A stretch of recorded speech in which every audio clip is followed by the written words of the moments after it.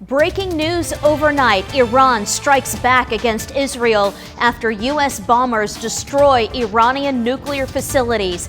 Fears of an all-out war in the region grow overnight as lawmakers here at home are split over the president's decision.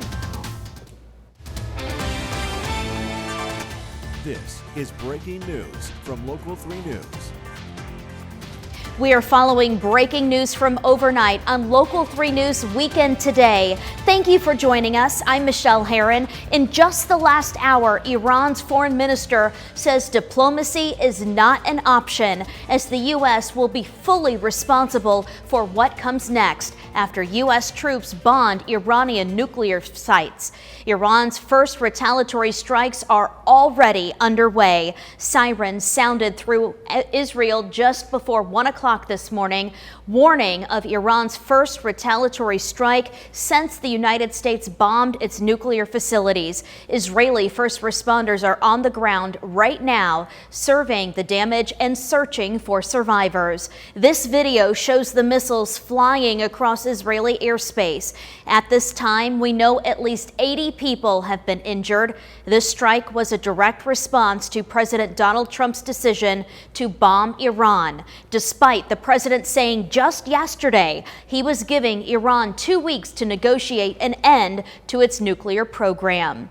Those strikes were carried out at 3 sites that were considered key to Iran's nuclear ambitions. They included Iran's largest uranium enrichment facility, the country's largest nuclear research complex, and a secretive, heavily guarded facility built almost 300 feet below ground.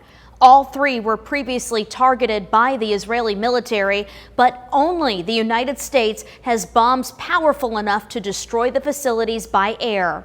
In an address to the country, President Trump says those bombs were used and all 3 facilities were completely obliterated.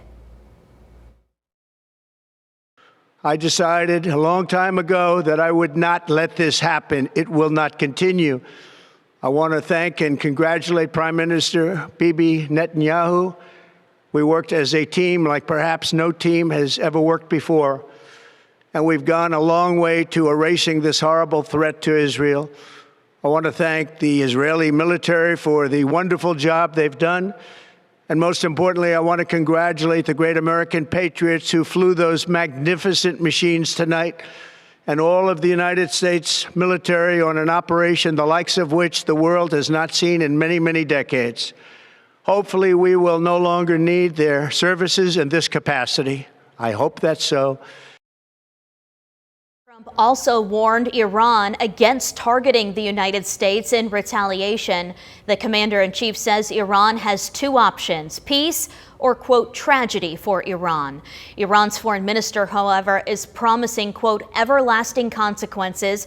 In a statement, he accuses the United States of, quote, a grave violation of the UN Charter, international law, and the NPT by attacking Iran's peaceful nuclear installations.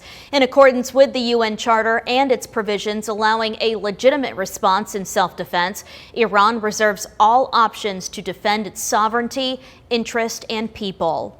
The Department of Homeland Security, alongside the FBI and other federal, state, and local agencies, say they are tracking intelligence for any potential threats. While Iran's foreign minister is promising retaliation, some are hoping this will bring the country back to the negotiating table where the conflict can come to a, quote, diplomatic resolution. I was talking to a lot of my former counterparts, trying to find some opening and press upon Iran. Like, look, guys, agree to sit with the Americans and sit down on the deal that they presented 6 weeks ago. And there was just no opening from the Iranians. So in any case, we'll see more tonight. This was I know this operation down to the T. I am fairly confident it was quite successful on those 3 sites. But in any case, the message now going out is that this is it, and this can be the ceiling of this escalation, and try to get a deal. We are also hearing first reactions from our elected officials overnight. Georgia Representative Marjorie Taylor Greene, who is typically a staunch supporter of President Trump, continues her push against military involvement in Iran, posting on X overnight, quote, "Every time America is on the verge of greatness, we get involved in another foreign war. There would not be bombs falling on the people of Israel if Netanyahu had not dropped bombs on the people of Iran first. Israel is a nuclear-armed nation. This is not our fight," unquote. Other Republicans, however, are praising the president's actions. Tennessee Senator Marsha Blackburn writes, quote, "Donald Trump knows peace can only be achieved through strength. This is a victory for the United States." And Representative Chuck Fleischmann posting a show of support for the troops involved, quote, "America's armed forces are the best in the world. God bless our military." And we are expecting to hear more from lawmakers and the Trump administration as the morning continues, including a new briefing from Secretary of Defense Pete Hegseth and the chairman of the Joint Chiefs of Staff, Dan Kane. That is expected to happen around 8 o'clock this morning. We are also expecting to hear from Vice President J.D. Vance later this morning. Vance will be sitting down with Kristen Welker to discuss the strikes on Iran and what comes next. That interview will be at 9 o'clock this morning on Meet the Press, right here on Local 3.